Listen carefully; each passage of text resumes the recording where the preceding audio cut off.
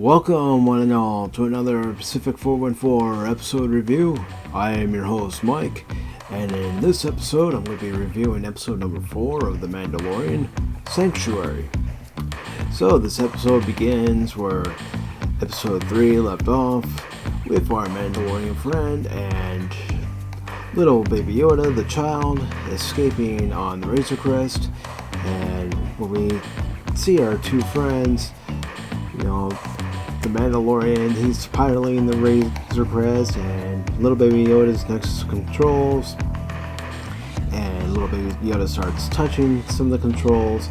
The Mandalorian tells him to stop touching it, and of course the baby does it again. It turns off the stabilizers, so our Mandalorian friend has to turn it back on, and then he pulls little baby Yoda into his lap, and they start looking at the star charts, looking for a place to hide out. Well,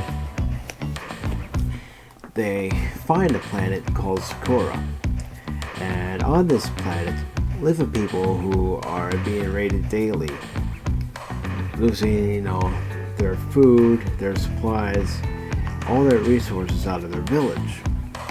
So our Mandalorian friend, who doesn't know this yet, decides that because there aren't any spaceports or any, space traffic in general that will give away their position, they decide to head to Sokovia.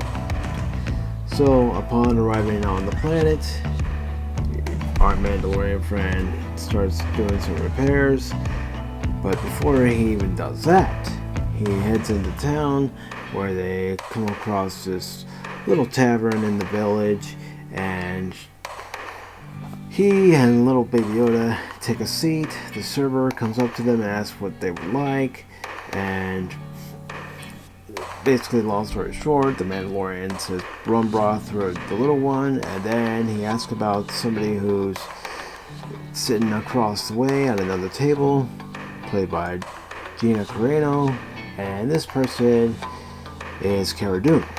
And with Cara Dune, she and the Mandalorian have a history. She was basically a drop trooper for the Rebel Alliance. They would go in under the cover of night. They're basically like Navy SEALs, and take out any Imperial resistance from there. But she's looking for a change. Of course, she tells the Mandalorian this after, they get into a little scuffle, because at one point the Mandalorian looks away, then looks back, and notices that she's not there. And he asks the server to look after the little one, and he goes on the hunt for her using his infrared scanners. Well, like I said, they get into a little scuffle. The only thing that basically gets him out of that scuffle at a standstill, although Cara Dune had the advantage over the Mandalorian clearly in that fight, is the sound of little baby Yoda, the child, slurping his soup. So we got a little backstory on Cara Dune back at the tavern, and they do a little catching up, and then in the next scene we see some villagers who are approaching the Mandalorian ship, the Razor Crest, because they saw land earlier in the episode, and they start asking him for some help, and he's telling them that they don't have enough credits, and they basically come all that way for nothing, is what they say after the Mandalorian refuses to help him. And then after the Mandalorian hears him say, "We've come all this way for nothing, we've used up all the credits that we have," the Mandalorian inquires about lodging. And the villagers of course have lodging, but they're still a little pissed off about the fact that he dismissed them so soon when they came asking for his help. But eventually he agrees to help them, goes into the village, is given a hut to stay in, and he meets a few of the villagers, and meets this woman and her daughter, and they basically start talking just about what's going on, and what needs to be done. And not too many people have seen a Mandalorian before on her planet.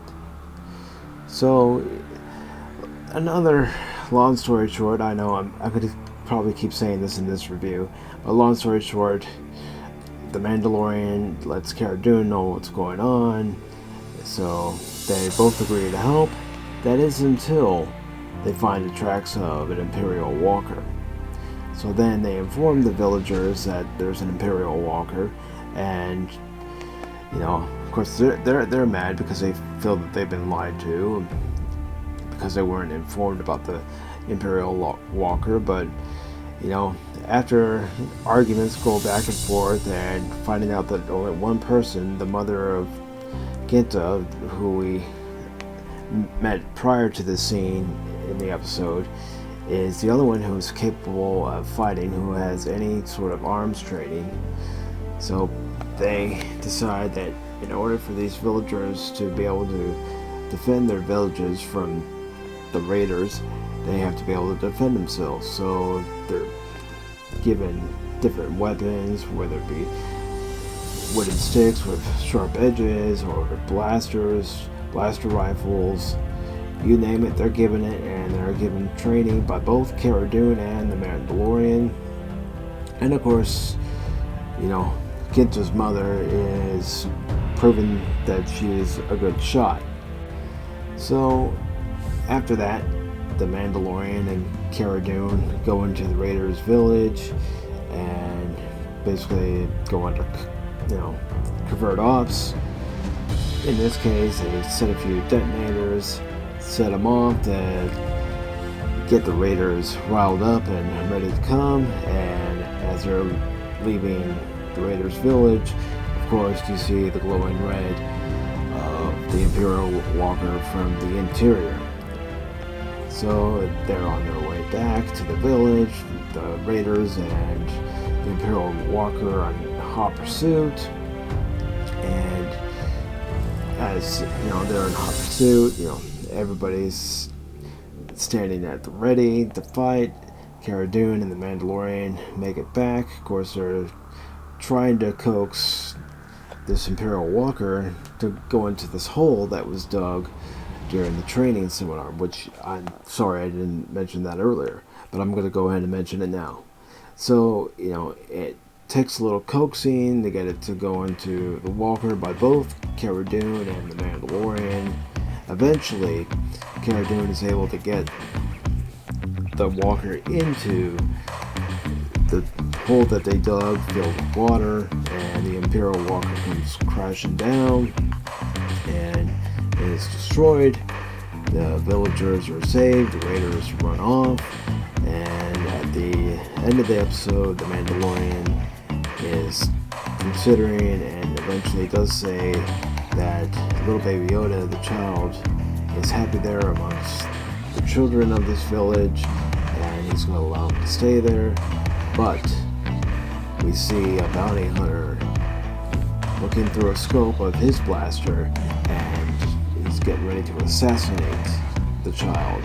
Because after all, both the Mandalorian and the child are still hunted and wanted by the guild. But that bounty hunter, would-be sniper, is thwarted by Cara Dune. Of course, the Mandalorian and Ginta's mother hear the blaster shot and the echo and birds flying away. They get there, and, well, I shouldn't say they. The Mandalorian gets there, and he and Cara Dune turn over the body, the now deceased bounty hunter, and they see a key fob, and they realize that Baby Yoda isn't going to be safe there as long as they're still on the hunt for him. So, Cara Dune and the Mandalorian do part ways. The Razor Crest leaves Sokovia, and Baby Yoda and our Mandalorian friend are off to their new adventure, which is in episode 5 on Tatooine. But I'll get into that review later. I hope you enjoyed this review. I'm sorry I wasn't very precise and, very communicative as far as what went on, but I've just given you a quick episode synopsis of what went on with some spoilers. Again, sorry for not being that articulate in this review, but it's just how this episode's going. I've been trying to do this episode over and over again. I keep messing up. This so far has been the best effort. Hopefully, when I do my episode 5 review of the Gunslinger, that's a whole lot better. Hope you all have a great night, great day, great week, great weekend. Talk to you all later.